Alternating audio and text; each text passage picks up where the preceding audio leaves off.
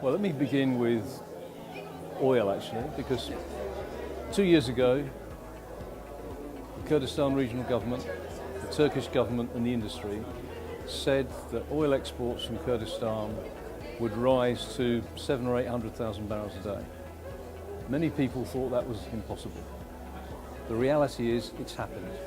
The Kurdistan region is today exporting around 700,000 barrels a day, and over the next couple of years it will probably increase. The task now is to begin to monetize the gas. The industry has found a very large amount of gas, and it's on the doorstep to one of the most attractive gas markets in the world. So over the next 2 to 3 years, the Turkish government, the Kurdistan Regional Government and the industry needs to work together to make gas exports to Turkey and indeed probably ultimately to Europe a reality.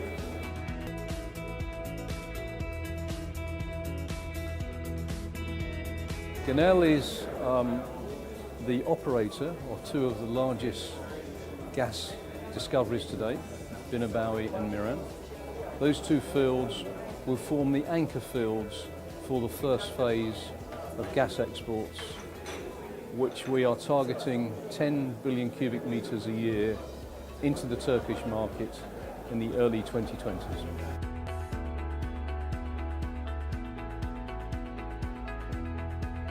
We have defined the upstream resource and have a field development plan in place.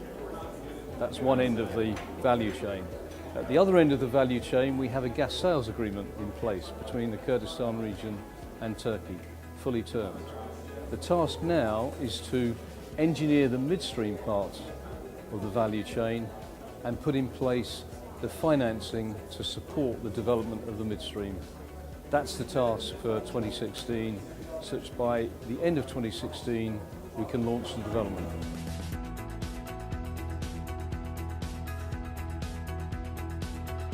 I think the gas will initially go to Turkey, but once molecules are flowing, it is very likely that ultimately some of the Kurdistan gas will find its way to Europe, either directly as molecules or effectively through swaps.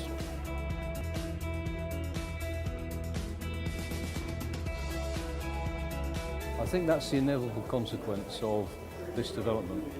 Kurdistan is fortunate, very likely having very significant gas resources, and it will become a natural feed into the southern gas corridor, which over time will clearly become a very important source of secure energy for Europe.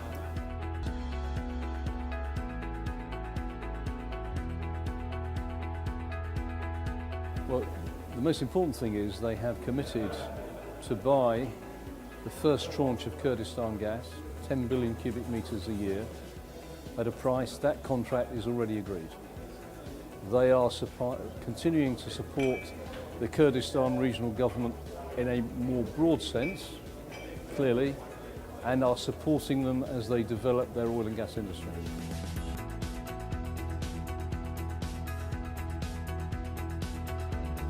Clearly, with gas on stream, Kurdistan region has both oil and gas revenues, and over time you would hope that those revenues are used to further diversify the economy.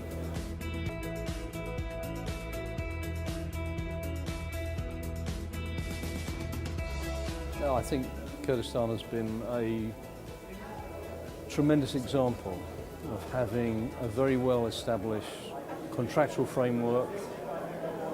Contracts are clear, transparent, honoured. They have done a very good job of ensuring that the rule of law really does apply. Mr. Hayward, Genel Energy, Thank you very much. Thank you.